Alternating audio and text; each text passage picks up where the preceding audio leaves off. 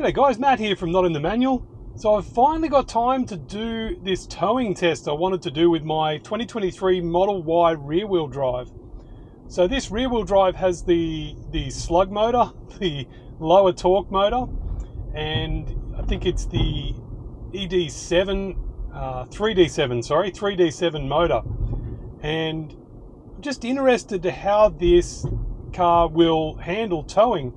I haven't really done much towing with it. I got the tow hitch fitted by Tesla to run bike racks on the back, hitch mounted bike racks, and it's quite nice to run the bike rack on the back just so you don't have to worry about driving into your garage with bikes on the roof. So that's what I've mainly used it for. So I got the Tesla tow bar fitted, not an aftermarket tow bar, because I wanted to have the trailer mode. Now the trailer mode allows you to it turns off all of the annoying warnings from the rear sensors when you're reversing and when you're driving. But it also disables auto steer. So you only have the traffic aware cruise control. Now you can actually turn that off and run autopilot, which is what I do once I'm actually on the motorway with my bike rack on the back of the car. I'll turn off trailer mode and run autopilot, and auto lane change doesn't always work, but at least you get the auto steer for those longer drives. Now when you're towing a trailer like I'm going to be doing today, you have a lot more weight on the back of the car, and I'd be a bit more cautious about using autopilot. I wouldn't recommend using autopilot because it changes the dynamics of the car, and I just don't know. I'd just rather just use traffic aware cruise control, the standard cruise control, and just be in control of the steering myself. So that's just how I think it is a safer way of driving with the trailer on. So what I'm doing now is I'm driving over to a public weigh station, which is about 10 minutes drive from work, and I just want to weigh the trailer itself and then weigh my car itself. Then I'm going to go back and load a vintage car onto this trailer and just take it for a spin down the motorway and just look.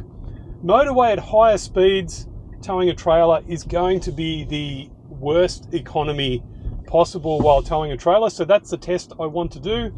And on the motorway, you can hold a constant speed. So I'm not sure yet whether I'm just going to sit on 80 kilometers an hour or 90 kilometers an hour, probably 90 kilometers an hour. There is no legal speed limit for when you're towing, but I'm not going to be doing 110 with a big car trailer on the back and a vintage car on there. I'm not too sure where the weight's going to end up. I'm going to try and get it as close to possible as the maximum towing capacity of this car, which is 1600 kgs. And I'll get it to as close as I can to that, but I would like to leave a little bit of headroom. So the reversing camera gives you a good view of the tow ball. So we can reverse up to the trailer.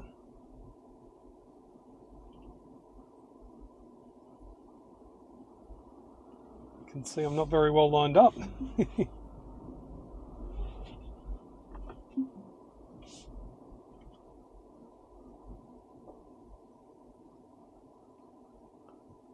Okay, now we're perfectly lined up. Look at that.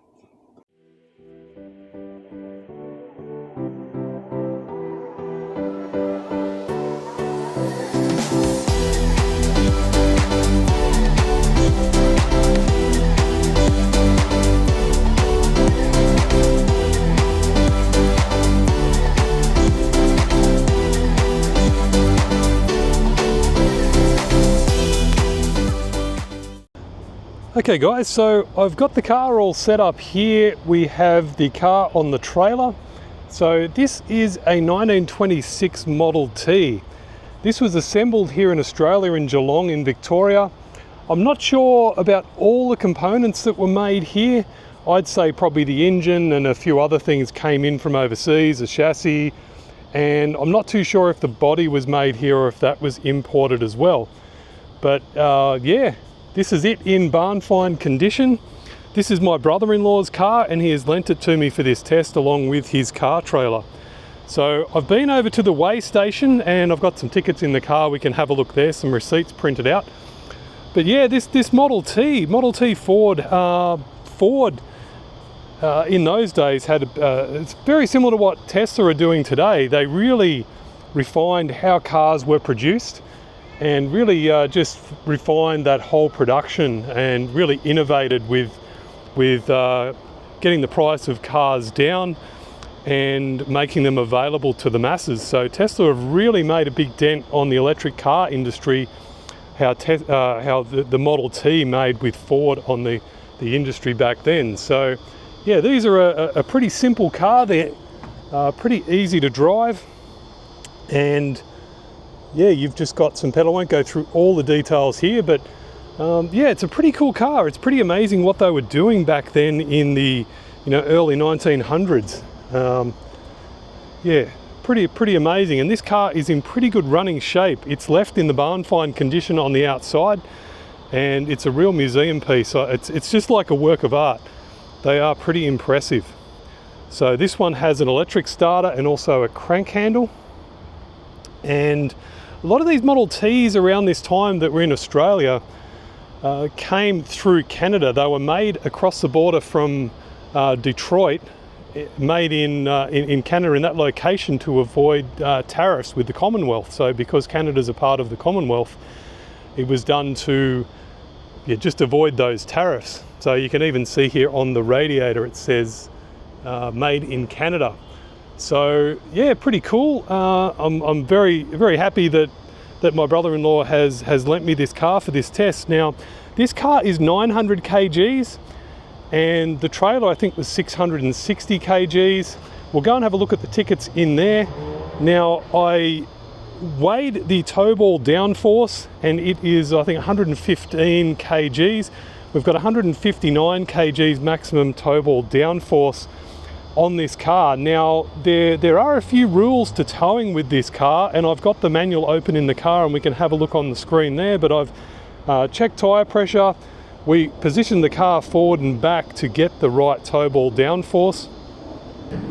So this trailer is braked and it's a mechanical brake setup, and you can see that here there is that gap here, that shaft through the middle there pushes along and activates the mechanical brake, and that has the steel cables going back to some brake calipers on those front sets of wheels there for the double axle trailer.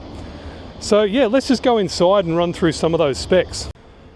Okay, so I've just got the owner's manual open here and we've got the trailer towing information here. So for the 19, 20 inch and 21 inch wheels, up to 3 passengers, you have 1,588 kgs of maximum towing capacity, and maximum downforce on the tongue of the tow bar, 159 kg. So basically that's just 10% of the maximum towing capacity. Then once you move through to 4 to 5 passengers, there is a difference between the 19 and 21 inch wheels and the 20 inch wheels. I didn't actually realize this. Now I've got the 20 inch wheels on this car. I don't know why that is different, but you can see there for 4 to 5 passengers, if you have the 20 inch wheels like I do, your towing capacity drops down to 1,043 kgs. And so being 10% downforce is that you only get 104 kgs of downforce on that tongue. So they're your basic towing capacities there. My tyre pressures are good, I've checked those. I've got trailer mode. So just to have a look at trailer mode, we go pedal steering. So if you have a Tesla fitted tow hitch like I did, you get trailer mode. And this is good because that stops you accidentally using auto steer. It just lets the car know that you're towing and turns off the rear ultrasonic sensors. Well, stops giving you annoying warnings anyway. So, and you can see a little blue symbol up here saying I'm in trailer mode. So you can just turn that off manually and then it will let me engage autopilot if I want to, but I'm not going to do that today. I'm just going to use traffic aware cruise control, and I'm going to keep an eye on the steering and keep it centralized myself. I think that's just the safer option. So yeah, I think, oh, actually we need to look at these weight receipts. So I've got these receipts here. So what I did was I weighed the car with the empty trailer, then I weighed the car on its own, and that's 1.97 tonne, and then I weighed the car with the trailer loaded with the Model T. So the Model T is 900 kgs we worked out, but my actual towing load with the trailer and the car, the weight is 1.56 tonne, or 1,560 kgs. So I'm just under that limit of 1,588. So this will be a good sort of worst case towing test. Now the only way you could make this worse is if I had extra passengers in the car, or if I was towing something that just had no aerodynamics whatsoever. Now this Model T isn't super aerodynamic, so I'm not going to be going too fast. I really don't think I'm going to go any faster than 90. I might just sit on 90 kilometers an hour, which is where it's limited at for a lot of different countries anyway. Australia here, we don't, as far as I know, have a limit on the speed that you can do when towing. So I just think sitting at 90 kilometers an hour with this much weight on the car is a smart thing to do anyway. All right, so we're heading off, and what I'm going to do is just head down the M4 motorway and then turn onto the M7 motorway and just start heading south and try and sit at a constant speed of 90 kilometers an hour and really just watch for that efficiency to settle down and stable off. So we get an idea of where the freeway efficiency is at towing at maximum load. And it's a pretty warm day today, 34 degrees C. So, can't really pick how the weather's going to be when I film these videos, but that is just going to probably up the consumption a little bit. So at least you're going to see sort of worst case there for warmer weather. And you can't often pick when you're going to go and tow something. So we'll head off here, and I'll just give you a bit of a feel of how it drives on these sort of normal suburban streets before we get onto the motorway. And yeah, we'll just play it by ear. And this nice car's letting me out here. Bit of traffic. Yeah, so we'll go up here. I'm not far from the M4 motorway now, and it'll just be this short little drive. But driving along, I mean, obviously you can feel the weight, and it's definitely sluggish. It's not as sporty as it is normally, but that's to be expected when you're towing 1.6 tons. So it's so smooth though. It's so smooth and quiet. Okay, somehow I got covered in some little spiders or bugs or something then when I was filming that first part. Okay, I'm about to enter onto the motorway here now. Yeah, driving around normal streets, stop start, it feels sort of just the same as, say, when I've driven with this trailer on with the big BT50 diesel dual cab ute. It feels just as sluggish as that car does when it's fully loaded up. This car isn't suffering at all pulling this sort of weight. I think it could probably pull a lot more weight, but I guess then Tesla need to consider range and of course the cooling capacity of the motors and the battery under that extra duty cycle of load. So regen braking is definitely interesting going down hills.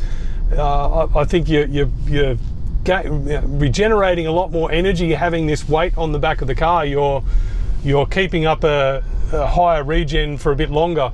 So that will be interesting there. But what I'm doing here is going to be just a flat motorway test. So we'll just get an idea of where it stabilizes at a constant speed. Okay, so we're on the motorway here now, and I'm just accelerating here up to motorway speed, no problem.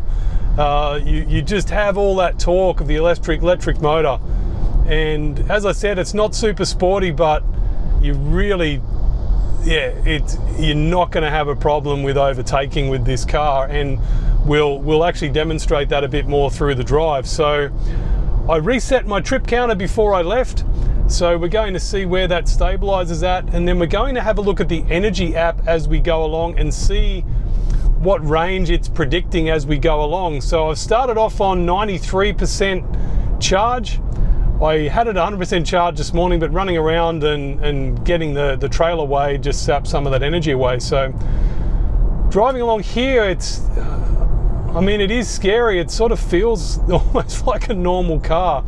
Now this car with the 3D7 motor, so this is the lower torque motor, lower power motor, or not really lower power, but lower torque. It's 340 Newton meters.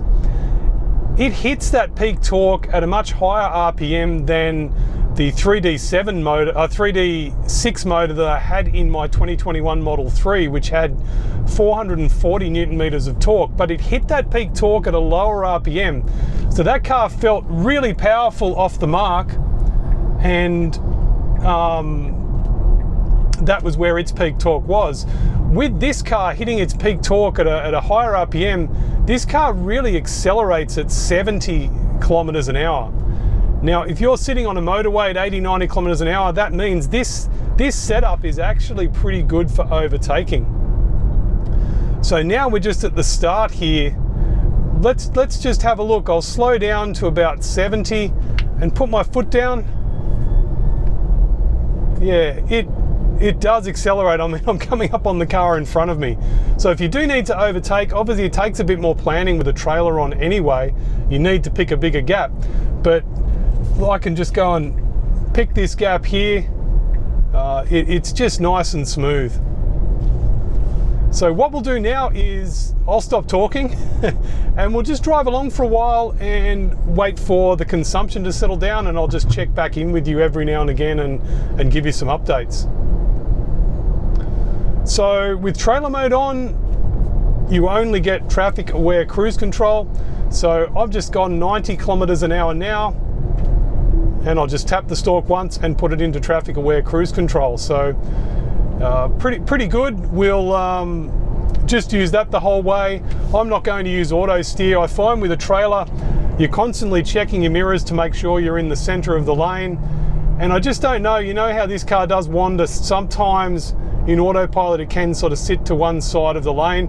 With the trailer on being wider than the car, you really need to keep an eye on that. So I would just be really careful about using auto steer with a trailer on. So just to begin with, we've got rear stator temperature sitting at 54 degrees. Now normally that sits in the high 40s up at freeway speed anyway, or into the 50s, so I'm not seeing anything different there yet. My battery is starting off at 37.3 degrees, and the battery inlet's at 36.5, so that's obviously not circulating from that motor anymore that's at 55, or we'd see that battery inlet up. So really at these sort of temps, there'd be no need to precondition for fast charging. So if you did need to jump out sooner than you thought to fast charge, you're really not going to suffer from lower speeds because the battery is already quite warm. But that's a condition of a 35 degrees Celsius day. So I don't know what that is in Fahrenheit, maybe close to 100 degrees. It's not trying to cool it too harshly. It's only at the 36.5 inlet and 37.5 cell temp mid. So it's not really harshly trying to cool that battery. Just trying to keep that efficiency there. So we're at 54 degrees still, the motors. We're only just into this drive. So what I'll do is I'll maybe just leave it for half an hour, and then I'll come back and give you an update of where the stats are at that point. Okay, so we're 25 kilometers into the trip, and consumption is at 372 watt hours per kilometer. So that's pretty horrendous. And if we look at the energy app and go from the last 25 kilometers, it's saying I've only got 126 kilometers of range left, which is shocking. And if we look at the last 50, it's telling me 156 kilometers of range left. So, but it's factoring in some of the driving I did before I got onto the motorway, and possibly even before I hooked up the trailer. So last 25 kilometers is the one you want to look at, because that's using the average consumption of 357 watt hours per kilometer. So slightly better than what trip A is saying. And yeah, that's not looking that great. Let's just see how it goes. We'll do what I was planning on doing is doing 50 kilometers each way, and that just gives time for everything to settle down and stabilize with consumption. And then also, if there is a headwind in one direction, I'm not too sure if I've got a bit of a headwind here at the moment or not. What I probably should have done is navigated somewhere, but I really just wasn't sure what was going to happen. So we've been 30 kilometers so far. So yeah, I think I'll just aim to be at that 50 kilometers, turn around and come back. That'll mean I've got some safety margin there. But on the way back, I do have a charger I could stop at not far from here when I get back to this point. So I can always bail out there if I'm not comfortable. So the main thing is you want to be supercharging. If you're not too sure about weather, or if you're towing a load like this, or you've got bikes on the roof or whatever, I'd be reluctant to try and arrive at a supercharger with less than 20%. 15 allow sort of 15% headroom. You don't want to be pushing things with an unknown consumption or with an unknown factor involved. So normally, without towing this sort of weight, this car has plenty of that headroom allowable between superchargers. That's no problem. But when you're towing this sort of weight, I'd be super careful. Okay, so I didn't give you battery temp stats. So the rear stator temp, so the rear motor, is at 50 degrees. So obviously the car's doing pretty well keeping that nice and cool. The cell temp is 38.8 degrees. Battery inlet is 38.5. So it's not really trying to actively cool or heat the battery. I think it's just letting it sit there and just probably circulating. The octavalve probably isn't really doing too much with the battery. It's not under a huge amount of strain. I'm pulling 14 kilowatts right now, and I'm not really seeing much else there to report. Yeah, sorry guys, I'm playing this by ear today. I just realized that my GoPro looking at the main screen of the car wasn't working before. So when I was giving you figures from the energy app built into the car, you couldn't see the screen. So just looking at here, you can see that last 25 kilometers, you can see a projected range of another 150 kilometers here before. But you got to remember that is taking you down to 0%, and that doesn't leave you much headroom. So you probably want to be pulling into somewhere a lot sooner than that. And that is really just giving you a best case scenario. So you really need to be careful about that. So on freeway trips, I like to just leave it at the last 50 kilometers, and that gives you more of an idea of what's happening. Now, because I've only done 43 kilometers, I've got it on the last 25, and the average consumption right now is sitting at 260 watt hours per kilometer. So that is improving, and this is what I wanted to see. I wanted to do at least 50 kilometers just to make sure that consumption stabilizes there, because you're using a lot of energy on that initial ramp up to speed and navigating onto the motorway. So I had a couple of hard accelerations there to begin with when I was just sort of showing you what the acceleration was like, and I'm about to do another hard acceleration here now because we've got this truck that has decided to slow down to 60 kilometers an hour on a motorway. So a bit of that I was sitting on 80 kilometers an hour, but not too much of it. Most of it I've been sitting on 90 kilometers an hour. We're in a 110 kilometer an hour zone now, but I will make sure that I am right over in this left lane here, so I'm out of the way of everyone. If it could get down to that average consumption, the last 25 of 274, 275 watt hours per kilometer, you can see there. I mean, that's pretty good, and possibly if you did dial it back to 80 kilometers an hour, you could be even more efficient. So yeah, I'll save my final comment once we've done a fair few kilometers. What we can also do is just look at instant range here, and yeah, it doesn't look very good there. I'd rather just look at the average consumption. So we can go the last 50 kilometers and it's telling me I've only got 120 kilometers to go. So maybe the last 25 is probably more realistic to look at. right now anyway on this particular trip. So we're almost at 50 kilometers now, but I'm still at 66%. So I might just push it. I was planning on turning around at 50, but we might just push it a bit longer and see how we go. So we're here at the Ingleburn turnoff. I might actually go down and do the Narellan or Campbelltown exits here on the M5. I don't think I'm going to need to charge.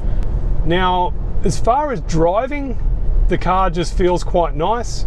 The driving dynamics are still pretty good. The steering feels quite solid. It's not wandering all over the road, other than me, what I'm doing. And yeah, we're just going to do a turnaround here, and I'm in the wrong lane. Oh no, it looks like I've gone the right way.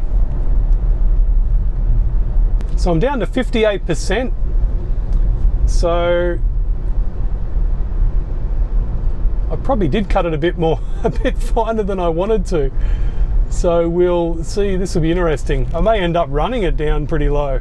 Okay, so just to do a bit of a recap on the stats. So I'm at 59 kilometers now, 338 watt hours per kilometer. So 20 kilowatt hours I've used to get here, and I have usable remaining, so down to zero, 32.6 kilowatt hours left. So I know I'm going to make it back. That's no problem. But yeah, it's really not as much range as I thought. I thought I was probably going to get a bit more. I thought I might get at least 200 kilometers range out of this car, towing this sort of weight. So as far as performance goes, so I'm getting back onto the motorway here now, and I'm sort of entering at 50 kilometers an hour, and I need to accelerate up to 90. That was no problem. I was only just touching the throttle, and it accelerated up to 90. No problems. So, whoops, I just realized I was doing 100 kilometers an hour. It's just pretty easy to do that. So I will just get over here in the left lane and flick it back to 90.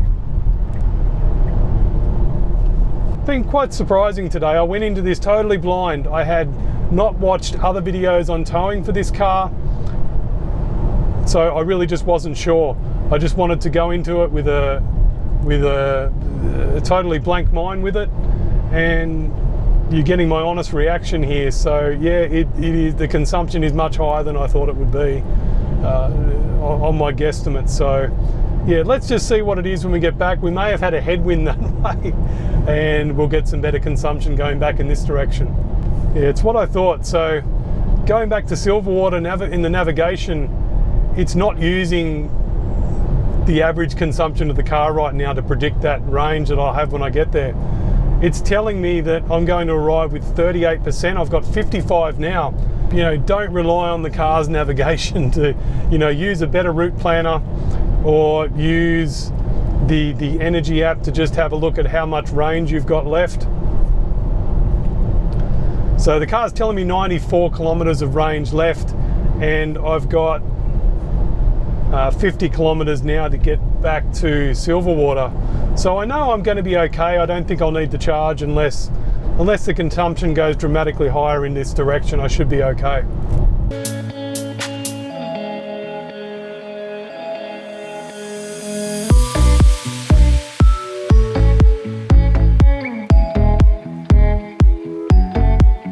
Okay guys, so we're at 80 kilometers now. So I thought I'd just give you another quick little update.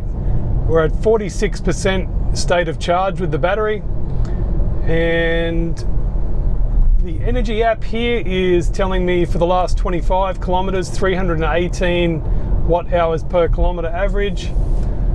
We have 308 watt hours per kilometer average for the last 50. And for the 80 kilometers, I've used 27 kilowatt hours, 333 watt hours per kilometer on the trip. So remember, once again, not to rely on the car's navigation of telling you what you're going to arrive when you're towing a heavy load, or you've got things on the roof to affect the aerodynamics. The car's navigation just doesn't take that into account. Looking at the temperatures, we got the rear stator temp is 55 degrees, the battery is at 40.3 degrees, the battery inlet is at 39.6, and my state of charge is at 46%, and I have 25.2 kilowatt hours usable remaining down to 0.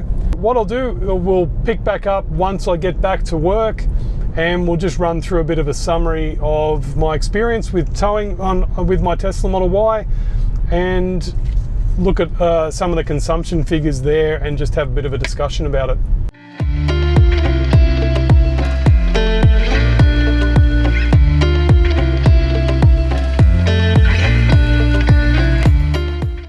Okay, so I'm back at work now, and the whole trip was 114 kilometers.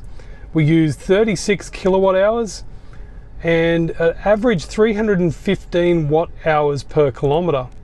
So I was sort of hoping, I had in my head, I thought it might be around 300 watt hours per kilometer towing this sort of weight, but I wasn't 100% sure. So it is still a bit of a shock. I thought that towing this weight, I might get about 200 kilometers between needing to charge, but it looks like that's probably going to be, well, if we look here, I did 114 kilometers, and the car is telling me the last 50 kilometers was an average of 283 watt hours per kilometer. So that's pretty good. That's purely just freeway driving, and then a little bit of regen coming off the freeway, which brought that down slightly. And I think that is a more realistic figure over a longer trip. Now, at those consumption figures, it's telling me I have 59 kilometers of range left, but remember that is down to 0%, and I'm at 28% left here at the moment. So 114 kilometers, that would be sort of between 170 and 180 kilometers, going from 90% down to 0. So, or 93%. So that's probably going to give you, you're probably looking at, maybe it is closer to 200 down to 0%, I think. But I think more realistically, you're going to be doing 150 kilometers between charging stops. So that's allowing for a little bit of headroom. So, sorry, just a bit of garbage on the screen. So yeah, that's allowing a bit of headroom. I think you're going to be looking at 150 kilometers between charging stops. And that's something to consider if you're looking at towing these sort of loads regularly. So I'd suggest if you're towing these sort of loads regularly over longer distances, I'd be looking at the long range. Now your consumption figure is probably going to be a little bit more than this with a long range car, but you've got a much bigger battery, much more range. So that's probably going to be a much more realistic car if you are going to be towing up to the car's limit over longer distances. So what else can we look at here? We've got battery temp is 53, so the car did a pretty good job at managing the temp. The battery temp is at 40.8, but you've got to remember this is a 39 degrees Celsius day. If we look at the rated consumption, that's more like it. So I'm 38.6% higher consumption than what was projected for that trip. So we're looking at 60% of the consumption, 0.8% of the consumption was driving, climb at 2.9%. So possibly your climate would come down and give you a little bit more range, but I mean, this is just going to show you worst case. So you're going to see better consumption figures on a cooler day, but it's not going to be a massive amount different. I think really these are going to be some quite handy figures for people to use. So we had the higher ambient temp. I'm towing a load that's not very aerodynamic, and yeah, it's really, and we're up at the max capacity this car can tow. So this is really going to be worst case. I feel it's worst case, and I feel this was a great test because probably another 40 kilometers and I would have needed to charge anyway. So overall, as a towing vehicle, this car is great. Other than the capacity restriction, the towing limit restriction of 1,580 kilograms, I mean, that's going to not be good enough for some people. But for a lot of people, if you're just towing a camper trailer, or you're doing some trips to the local rubbish tip, no problem. You could see here that even towing a car on a car trailer works, but it does need to be a lighter car on the car trailer. So that Model T that I was towing, you saw there it was a 900 kilogram car. Now, a lot of cars are going to be heavier than that, so this car probably isn't good for those heavier loads. So it's not going to be a great all-round towing vehicle, but for a lot of people, this is going to be a capable tow vehicle. Towing that sort of weight, the car felt great. You saw that it accelerated quite well. You would have no problem overtaking, climbing up hills, or anything like that. So the practicality of it being a tow vehicle is quite good. Its performance is quite good. It was quite nice to drive. You really didn't feel the weight that much as far as the dynamics of the car. So what I wanted to do in this summary is just have a look at the consumption figures. We'll look at the consumption figures in TeslaFi that I've made a towing test, basically a road trip. You can put in a date and time, a to and from, and it'll actually give you the stats. So I've got that trip that I just did in TeslaFi. We'll look at those figures, and then we'll plug those figures into an app called a Better Route Planner. So a Better Route Planner allows you to plan trips beforehand, and it can also be a great tool to have running while you're on a road trip. So it can communicate directly with your car, or you can manually enter consumption figures and state of charges that you want to have on arrival to superchargers, or state of charge arrivals to your destination. So let's have a quick look now. I'm doing a screen grab. We'll just have a quick look at the data from TeslaFi. So you can see here, this is the trip. So I did it back on the 23rd of February. Now that was a pretty warm day. You can see that the ambient temperature outside, the average temperature was 35 degrees Celsius. I'll put the Fahrenheit temperature here up on the screen. And there wasn't really much of a wind going that day. 9.8 kilometre an hour gusts, not a huge deal. I don't think wind really affected it that much. The warmer temperatures, I think, possibly would have given a slightly higher consumption as far as battery cooling goes.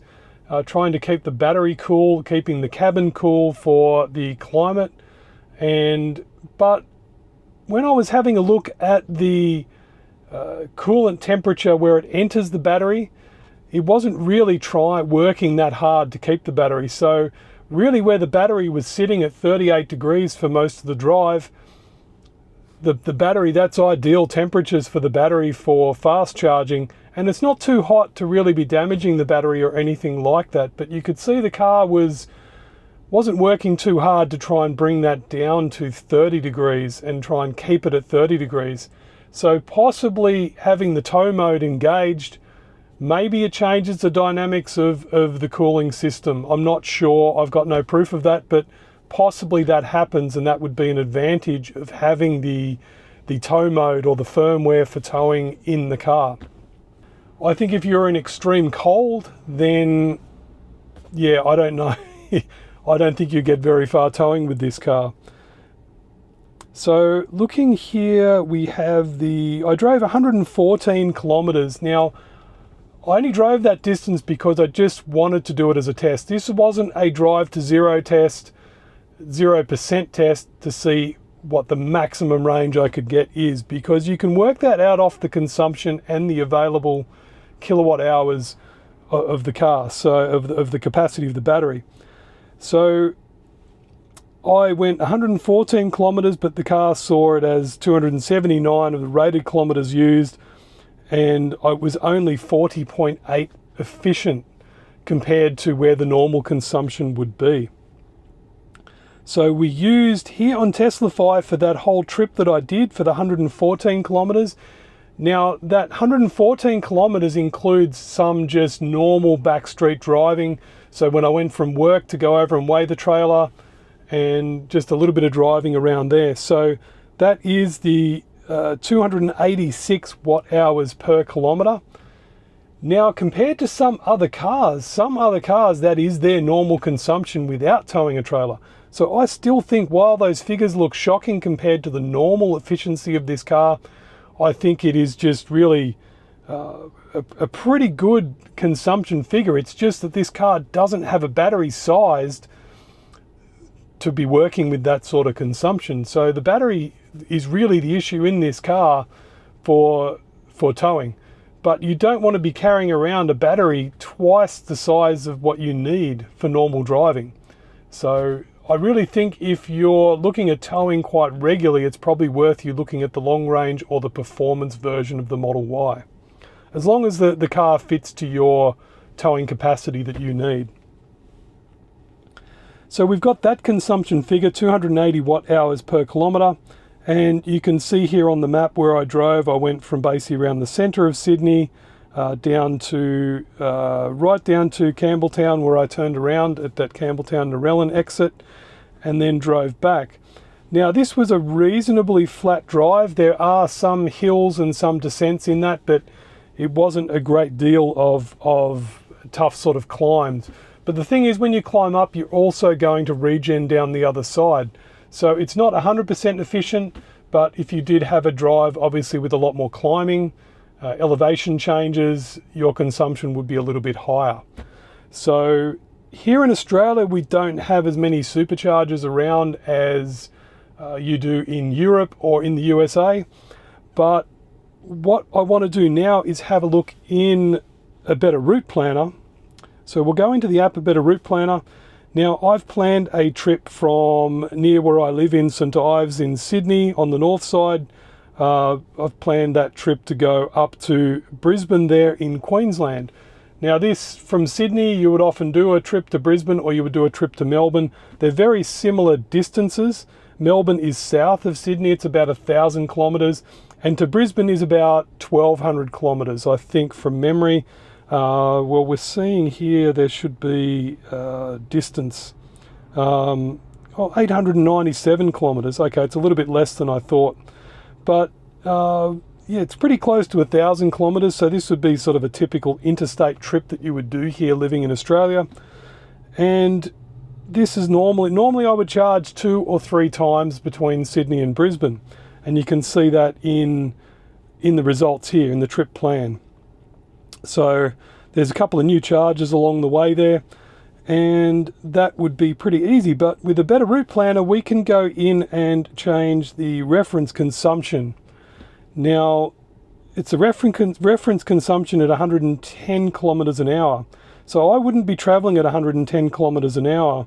So to make this a bit more realistic, what I have done is gone into the speed here, and I've set the speed here at 80% roughly, because I was doing around 90 kilometers an hour. So if I just set it at roughly a reference 80% of 110 kilometer an hour, or whatever the speed zone is on this trip, it's going to be running at a little bit slower. So it gives a bit more realistic time frame for this trip as well. Now we can change this reference consumption. So with, I'll just look up these figures. So the trip card in the car at the time when I finished that trip was saying 315 watt hours per kilometer. And that trip card is the consumption that the car reads there. Now, I'm not too sure why that is different to what is shown in TeslaFi. It's probably just a timing factor, the time of day I picked to cut off for that road trip in TeslaFi. But the energy app in the car for the last 50 kilometers was 283 watt hours per kilometer. I feel that 286 out of TeslaFi, or the 283 out of the energy app, is going to be more representational of a longer journey. So what I will do is use the the sort of in-between figure, the 286 watt hours per kilometre. So we'll put in 286 watt hours per kilometre as a reference consumption. We'll enter that in, and then if we go back to the trip, we'll get it to replan that with the higher consumption, and we'll see what it comes up with here. There's definitely not going to be enough superchargers close together, I don't think. Let's see what it plans here.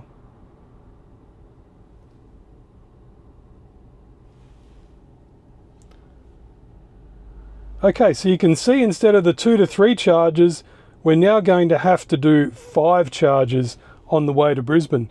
So it's saying here that the trip is still possible, and it is possible to do with superchargers.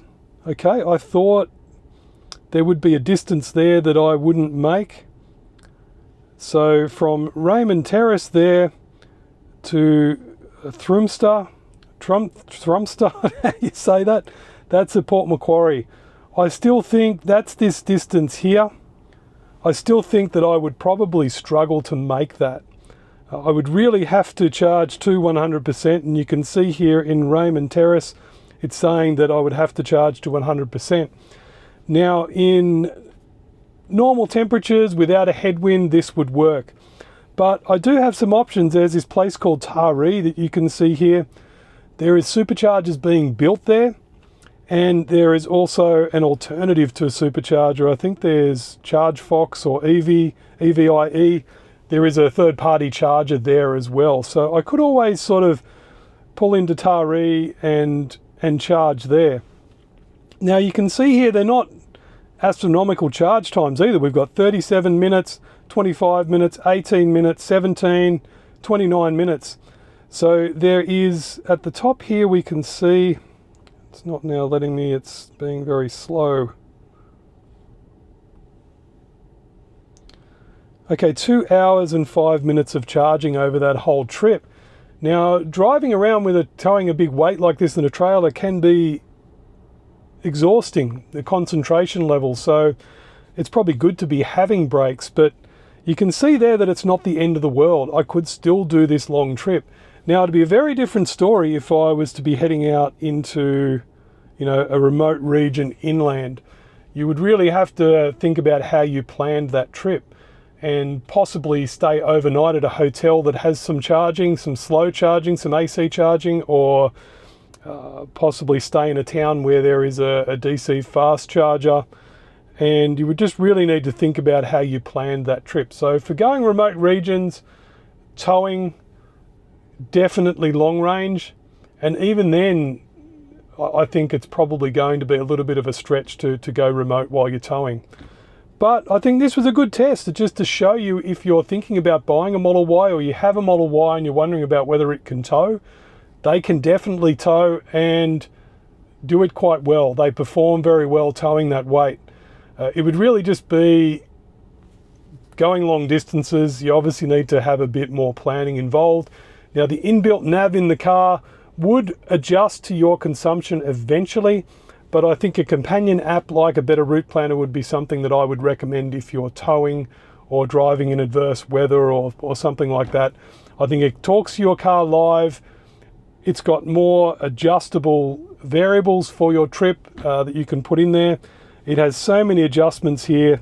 You can see, looking through here, you can, with charges, battery, speed settings, vehicle settings.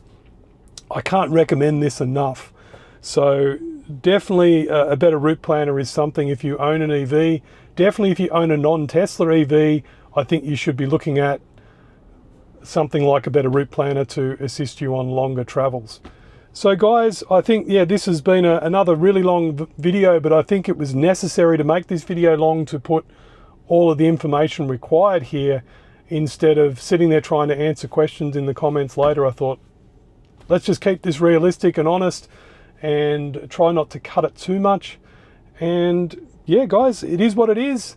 There is a higher consumption in this car, but you can see that it can be used for towing at a lower capacity, you know, 1580 kilograms, but it is a great car to be towing with. And that's my opinion. I thought at least you can use these stats to decide whether this car is going to do the towing job for you or not. Okay, well, that's about it for this video. And guys, once again, I thank you for watching my videos. I appreciate it. And thanks again. Catch you next video.